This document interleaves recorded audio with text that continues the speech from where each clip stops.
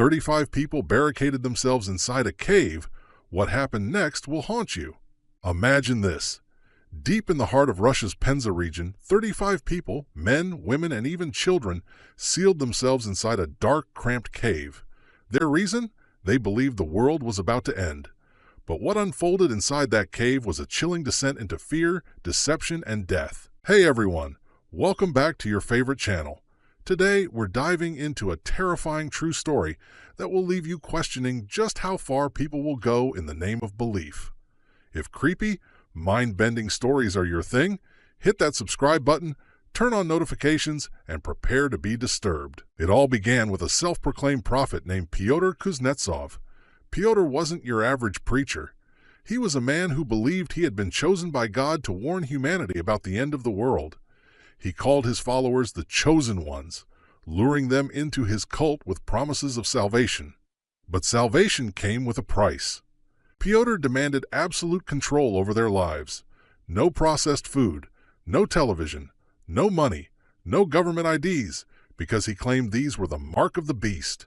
His grip on his followers was so tight that when he declared the world would end in May 2008, they didn't question it.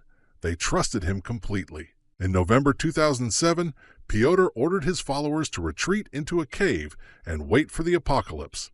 But here's the sinister twist. Pyotr himself never joined them. Instead, he convinced his followers to hand over all their possessions, saying, "You won't need them in the afterlife." Once he had their belongings, he sold them all and disappeared until the authorities caught up with him. But what about the cave dwellers? You're probably wondering. For 5 long months, no one entered or left that cave. Inside, the followers waited in suffocating darkness, clinging to Pyotr's words as if their lives depended on it. They had no idea their leader had been arrested and exposed as a fraud.